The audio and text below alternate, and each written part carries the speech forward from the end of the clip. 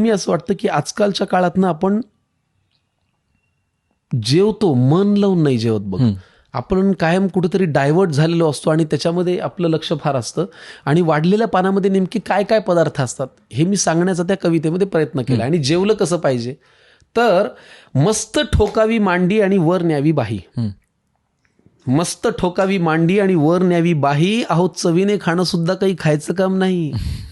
सर्वप्रथम वाढलेल्या पानाकडे असं डोळे भरून बघावं, वदनी कवल म्हणावं आणि यज्ञकर्माला लागावं. आता ज्याच्यापासून सुरू होतं हे वाढलेलं पान, पदार्थ करा कुठलाही याला विशेष असतो मान. अंदाजाने वापरावं लागतं, चिमूट चिमूट नीट. असं जरा डावीकडे असतं बघा पानामध्ये मीठ. तिथून पुढे सरकलात की टप्पा चमचमीतपणाचा, जिथे असतं लोणचं चटणी मिरचीचा ठेचा. कितीही पथ्य असलं तरी हे खावंसं वाटतंच आणि भल्या भल्या खडकांच्या तोंडाला इथे पाणी सुटतंच. चटण्या म्हणाल तर जवस, कारळ, लसूण, शेंगदाणा, आंबा लिंबाच्या लोणच्याचा चाटावा चवदार बाणा.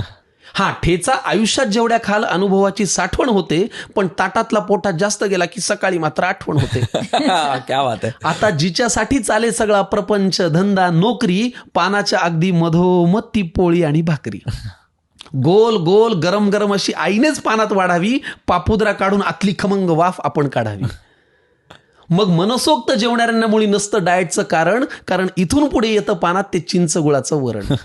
मग बाजूला कोण याची चिंता आपण का करावी, अशी वरणात पोळीत कुस करावी आणि फुरकी मारावी. किती छान. याशिवाय हे बिचारं पोट काय दुसरं मागतं. हा पण चांगली भाजी करायला मात्र कौशल्यपणाला लागतं.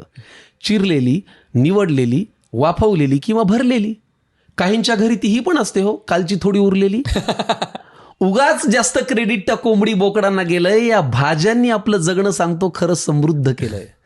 चांदीच्या ताटातही शोभून दिसते मेथी, भेंडी आणि गवार. सोन्याचा चमचा असला तरी खाणार हेच, ठाकरे असो वा पवार.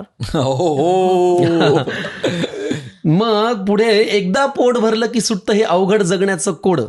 एकदा पोट भरलं की सुटतं हे अवघड जगण्याचं कोडं. पण मन भरायला लागतं ना मंडळी या देहाला गोड.